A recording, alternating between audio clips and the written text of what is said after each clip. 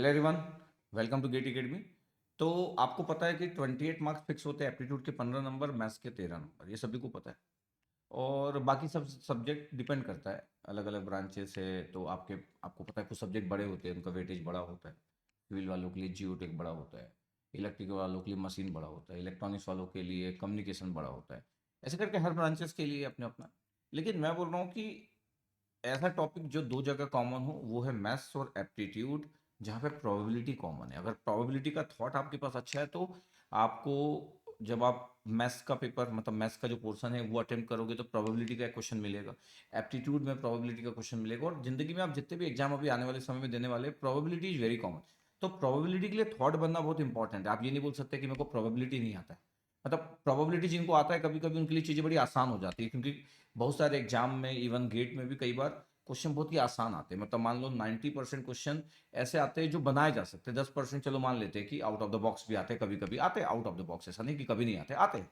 लेकिन 90% केसेस में क्वेश्चन ऐसा होता है कि कोई अगर अच्छे से प्रोबेबिलिटी जानता है, फंडामेंटल कंसेप्ट जानता है, तो प्रोबेबिलिटी वो सॉल्व कर लेगा, मतलब हैंडल कर लेगा, डरेगा नहीं। तो आपको प्रोबेबिलिटी का फंडामेंटल कंसेप्ट पता होना चाहिए। प्रोबेबिलिटी के साथ प्रॉब्लम यही है कि समझ नहीं आता मैक्सिमम लोगों को कि इस क्वेश्चन में करना क्या है, या इस क्वेश्चन में जितना हम पढ़ के आए उसमें से क्या चीज़ अप्लाई करना है। तो आप मेरे अगर प्रोबेबिलिटी को फॉलो कर रहे होंगे तो आपको ये दिक्कत तो नहीं जाएगी। मैं अभी तक 3 लेक्चर लिया हूँ प्रोबेबिलिटी के, लगभग 11.5 घंटे में यूट्यूब में पढ़ा चुका हूँ 3 ही लेक्चर के अंदर में। तो अगर आप इन 3 लेक्चर को पूरा देखते हो, आने वाले जो लेक्चर है उसको भी देखते हो, तो आपको प्रोबेबिलिटी का कॉन्फिडेंस बहुत अच्छा होगा। जो लोग पढ़ रहे होंगे उनको पता है कि मैं क्या बोल रहा हूँ, और जो लोग नहीं पढ़े होंगे तो इन लेक्चर को देखिएगा। अच्छा, अगर आपको प्रोबेबिलिटी पहले से आता है तो फिर आप इग्नोर कर सकते हो कि ठीक है, आपको प्रोबेबिलिटी पहले से आता है तो फिर से मेरे से पढ़ने की नीड नहीं है। लेकिन जो लोग भी प्रोबेबिलिटी में दिक्कत फील करते हैं उनको पढ़ना चाहिए। 2026-27 वाले लोगों को तो प्रॉपर नोट्स बनाना चाहिए, जो भी मैं मैथ्स पढ़ाता हूँ उसको प्रॉपर फॉलो करना चाहिए। ठीक है। और प्रोबेबिलिटी से इंपॉर्टेंट टॉपिक आपके गेट जर्नी में कुछ भी नहीं हो सकता है। इसका मतलब अगर कोई फर्स्ट ईयर का स्टूडेंट है तो उसको तो जान लगा देना चाहिए सिर्फ प्रोबेबिलिटी को अंडरस्टैंड करने में।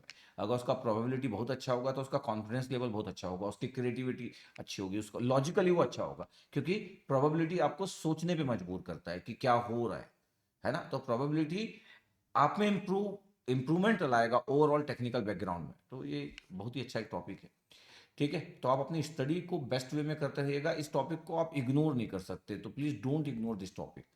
और अगर आपको लगता है कि सर नहीं सर मेरे से प्रोबेबिलिटी तो बनने से रहा, तो मेरे सिर्फ ये 3 ही लेक्चर देख लीजिएगा। उसके आगे आपको लगता है कि सर इतना मैं कहाँ देख पाऊंगा, ये 3 ही लेक्चर देख लो। 2x की स्पीड से देख लो यूट्यूब में। ठीक है। वो लगभग 11.5 घंटा का है। तो अगर आप 2x की स्पीड से देखते हो तो 6-7 घंटे, मतलब थोड़ा सा और टाइम बढ़ा लूँ तो 7 घंटे में आप इतना समझ जाओगे कि प्रोबेबिलिटी में आप हैंडल करना सीख जाओगे। ओके। ठीक है, चलो, ओके, थैंक यू।